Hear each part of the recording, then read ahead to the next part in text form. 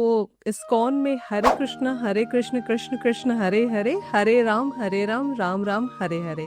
तो ये जो मंत्र है चैतन्य महाप्रभु जी ने दिया है, तो इस मंत्र के बारे में थोड़ा आप बताएं। बताते हैं कली संतरण उपनिषद में ये श्लोक आता है, बोलते हैं ईटो सोडस का नाम कली कलमशनाशनम। ये जो 16 अक्षर का नाम है, ये जो 16 अक्षरों का नाम है, ये कलयुग के कलमश को नाश कर सकता है। और वो मंत्र के बारे में बोलते हैं हरे कृष्ण कृष्ण कृष्ण हरे हरे, हरे राम राम राम हरे हरे। और श्री चैतन्य महाप्रभु जो कि आज से 500 वर्ष पूर्व आए थे, इनको स्वयं भगवान कृष्ण का अवतार माना जाता है। बोलते हैं वो चैतन्य महाप्रभु गोलोक का प्रेम धन ऐसी फ्री में देने के लिए आए। एक भजन के द्वारा बताते, बोलते एने छी औषधि माया नाशी बारो लागी, से हरि नाम मंत्र लाओ तुमी मांगी। कि मैं आपके लिए हरि नाम मंत्र लेके आया हूँ, और आप इस मंत्र का उच्चारण करने से पहले, ये औषधि है। ये संसार का जो ये ताप है, लोग जल रहे हैं, मर रहे हैं, परेशान हैं, इस ताप को कम कर देता है, ये औषधि है। तो ये हरे कृष्ण महामंत्र एक बहुत ही ऑथेंटिक मंत्र है, महामंत्र है, जिसका उच्चारण किसी भी धर्म जाति के लोग यदि करें, इससे उनके मन को एक इमीडिएट शांति मिलता है। मंत्र 2 शब्दों से बना है, मन प्लस त्र। मन मतलब मन, और त्र मीन्स जो उसको मुक्त करे, डिलीवर करे। सो मंत्र का शक्ति होता है जो मन को डिलीवर कर दे। आज के डेट में लोगों का मन बहुत विचलित है, मन बहुत परेशान है। उस मन को अगर आप कंट्रोल करना चाहते हैं, आप उस मन को अपना फ्रेंड बनाना चाहते हैं, तो we should all chant this महामंत्र। आप इस संसार में आपको समझ में आ जाए कि I am not the doer, मैं डूअर नहीं हूँ, आई एम सो फीबल। मेरा एक एक्शन से इतने लोग हर्ट हो जाते हैं। मैं कुछ करता हूँ, इतना मेरा इंटेंट कुछ था, बात कुछ हो गया, so you will realise that you are not so intelligent, you are not so smart, so naturally you feel like surrendering. It happens so many times with me also. Just क्योंकि जब आप ऐसे वस्त्र को पहनते हैं तो लोगों का आपसे एक्सपेक्टेशन बहुत हाई हो जाता है। दे फील कि आपसे कोई मिस्टेक ही नहीं हो सकता, आप महापुरुष हो। But we are not, we are simple साधका। वी आर ऑल्सो मतलब in process of purifying our self. तो आप इस कौन से कैसे जुड़े? मैं अपने जीवन में बहुत खुश था। मैं मास्टर्स कर रहा था मैथमेटिक्स में, और उस समय मेरे को लगता था कि मैं समाज में कुछ कंट्रीब्यूट करना चाहता हूँ। बट मेरे को एक कहीं ना कहीं एक फीलिंग ऑफ लॉस फील होता था। मुझे लगता था कि मैं कुछ ढूंढ रहा हूँ, मुझे कुछ चाहिए।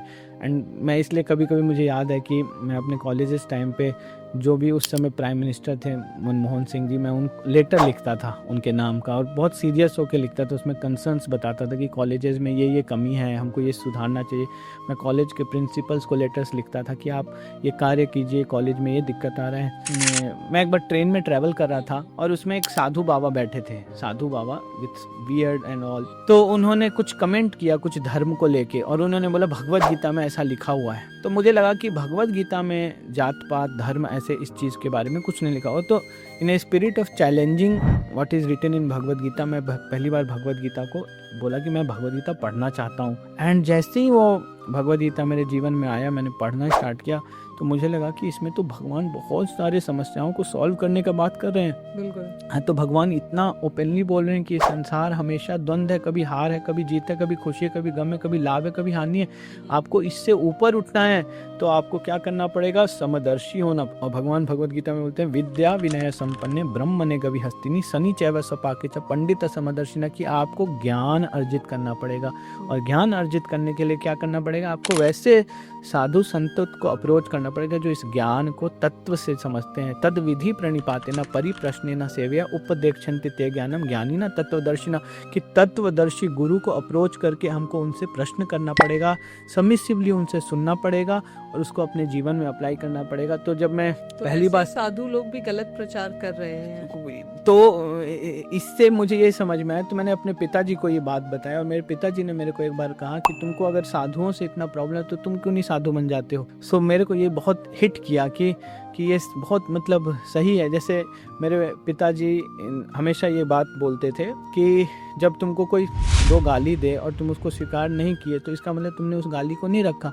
उसी तरह से जब तुम किसी पर्टिकुलर संस्था के ऊपर या पर्टिकुलर व्यक्तित्व के ऊपर तुम कोई आलांछन लगाते हो, कोई क्वेश्चन करते हो, तो you should have answer to it. तो उसी उद्देश्य से फिर मैं भगवत गीता पढ़ने लगा और बहुत डीपली जब समझते समझते मुझे समझ में आया, तो मेरे को ऐसा लगा कि मेरे को इसका एक बेस्ट स्टूडेंट बनना है, और सुनते सुनते समझते समझते मेरे को इसका टीचर बना है। तो मैं अभी ये नहीं कह सकता कि मैं एक स्टूडेंट भी बनाऊं। तो भगवत गीता इतना वास्ट है, still I am learning so many things from Bhagavad Gita. And मेरे को लगता है कि यदि मेरे जैसा एक डम्ब व्यक्ति जो बहुत इंटेलिजेंट नहीं है वो भगवत गीता को समझ सकता है, तो मेरे को लगता है इस समाज में जितने इंटेलिजेंट स्मार्ट लोग हैं, स्पेशली जो आजकल के जो नए जनरेशन के बच्चे लोग आ रहे हैं, they are very smart intelligent.